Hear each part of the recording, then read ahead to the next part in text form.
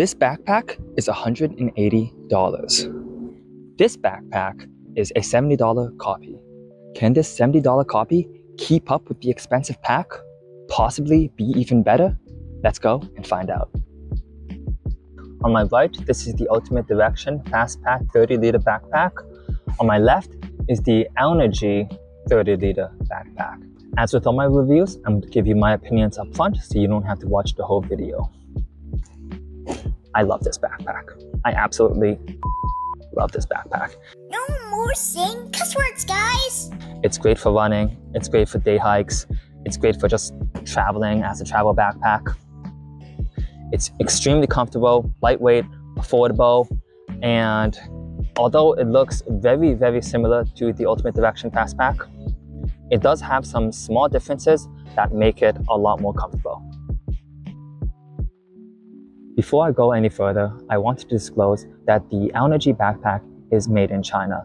And as with a lot of made in China items, the ethical side of things can be a little wishy-washy. What I mean by this is I visited the Aonijie website and they didn't mention anything about fair wages, environmental practices, child labor. That doesn't necessarily mean they are violating ethical codes. However, it's unknown, and even if they were to tell me, I would take that with a grain of salt. On the other hand, Ultimate Direction, they do make those claims on their website for sustainability, for ethical treatment, all that stuff. However, their items are also made overseas. They're made in Vietnam. They're not made in the United States.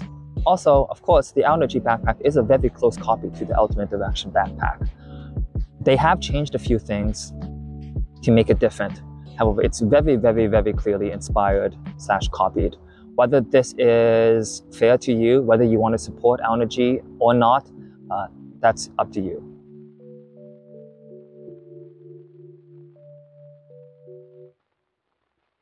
This bag only comes in at one size. The backpack without the hip strap and the frame weighs 17.4 ounces. The frame alone weighs 3.25 ounces and the waist strap weighs 0.76 ounces. The total weight with all attachments is 21.41 ounces. The torso length measures at 16 inches and the straps measure to 19 inches. The straps have a thickness of around 4.5 to 5 millimeters.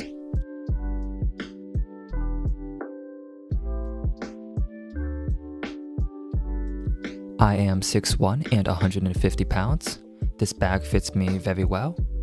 It is only one size, however you will see later in the video that there are a lot of adjustments you can make. On the front, you have two large chest pockets which can hold water bottles.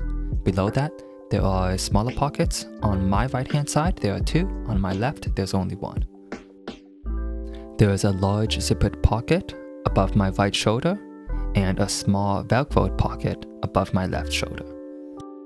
Two sternum straps and a whistle. And lastly, trekking pole storage.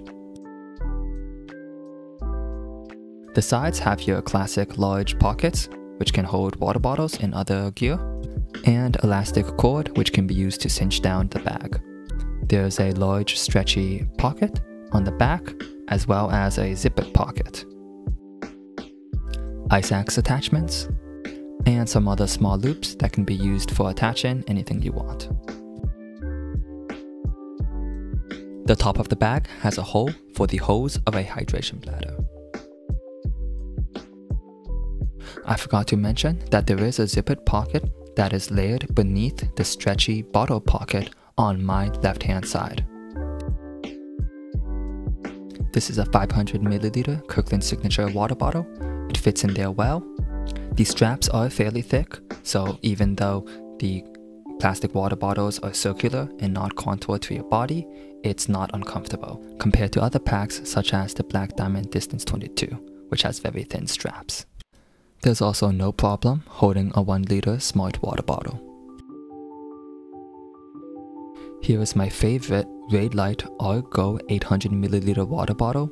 It fits in there perfectly and it's very comfortable. Lastly, let's test this Solomon 500ml soft flask. It fits in there, no problems at all. There is also a cinch at the top, so if the soft flask is no longer fully inflated, you can cinch down the cap so it won't bounce around. The zippered pocket can fit flat items such as a portable power bank or a phone. If you don't have a bottle in there, you can fit larger items. However, with a bottle, you're going to want to stick with only flat items so it doesn't poke your chest too much. The zippered pocket on the right shoulder is also a great place to put items such as a portable power bank. I personally like to put my personal locator beacon here, my Garmin Messenger. There is a small cutout hole where you can feed any sort of wiring outside of this pocket. You can also stick the antenna of a Garmin InReach outside of this hole as well.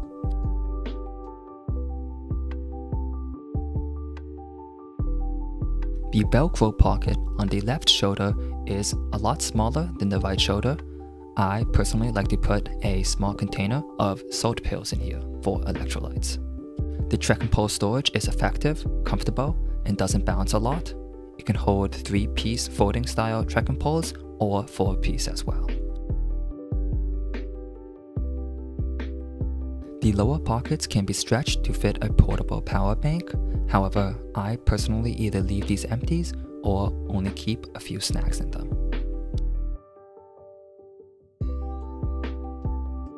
The side pockets have plenty of room to fit a 32-ounce Nalgene. It can also fit 2 smaller water bottles. Here I have my 1-liter Smart water bottle and the 500ml Kirkland Signature bottle. If you wanted to, you can also stuff 2 1-liter Smart bottles in here. Long items such as trekking poles or tent poles can also fit in here. The side compression straps help hold it in place. Due to the size of the pack and the positioning of the side bottle pockets, it's very difficult to access these pockets with a water bottle, even with my long arms.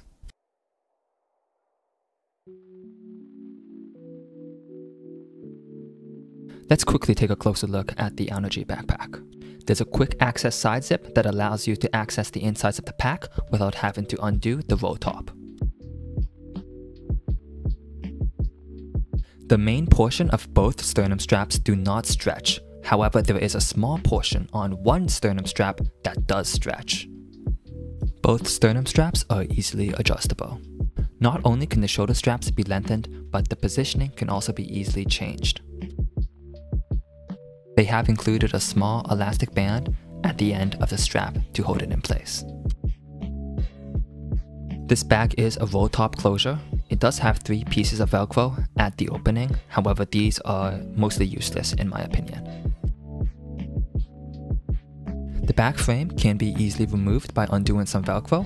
The black portion of the frame is harder than the yellow portion. The yellow is soft and cushy, and the black is hard and dense. Here is the pocket for the hydration bladder. It measures 8 inches by 15.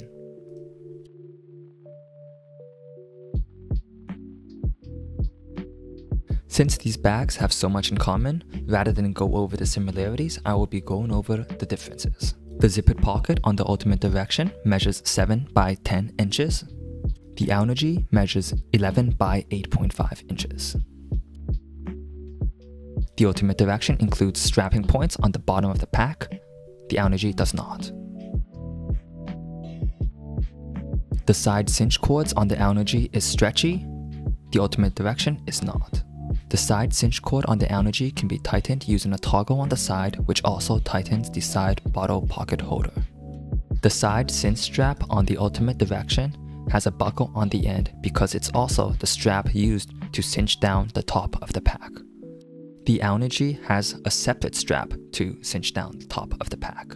The straps on the Ultimate Direction are slightly larger at 20 inches versus the 19 inches on the Aonijie. The bottom pockets on the Ultimate Direction are a lot larger. The Ultimate Direction weighs 21 ounces without the frame and waist strap. The Aonijie weighs 17.4. The Aonijie has the 2 upper shoulder strap pockets on either side. The Ultimate Direction does not. The Ultimate Direction have smaller pockets layered on top of the larger pockets. and the Aonijie has the one zipped pocket layered below the larger pocket. The sternum straps on the Ultimate Direction do not stretch at all. The Aonijie has that small portion that does.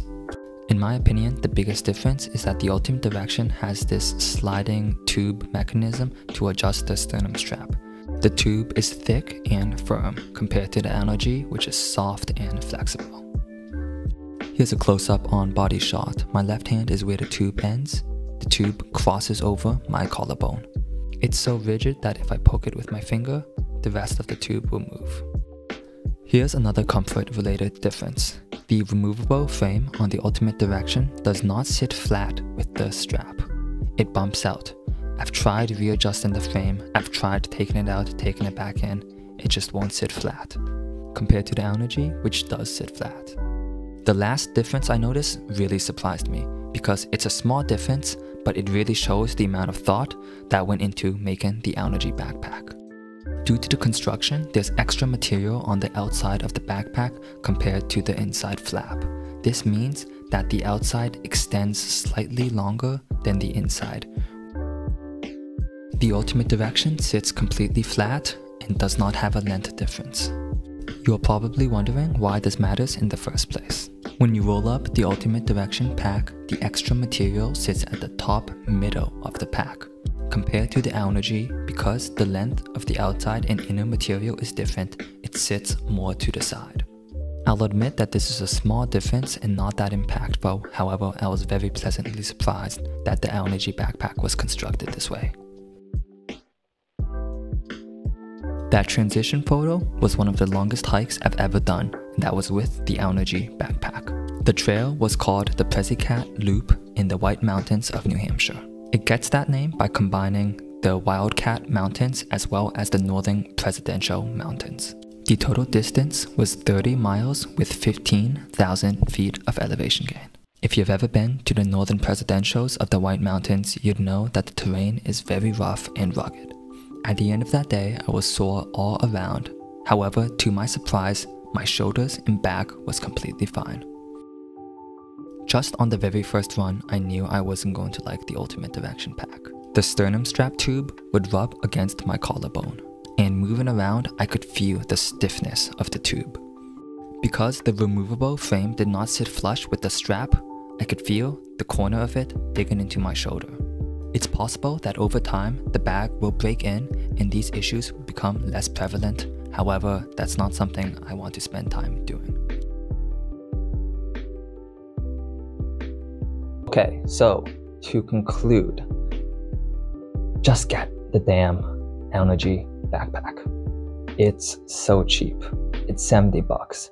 It costs as much as that one fancy restaurant you wanted to go to downtown. Elephant steaks, 50-pound elephant steaks. And why don't you wash it down with 40 ounces of malt liquor and ranch dressing, you fat Outback Steakhouse Extreme. It costs as much as the perm you've been thinking to get for the past 2 years because your favorite K-pop star has one. It's so cheap. It's so comfortable. It's an awesome pack. I'd recommend it to anyone. If you do get it, please let me know your thoughts below. Let me know your experience. Happy trails.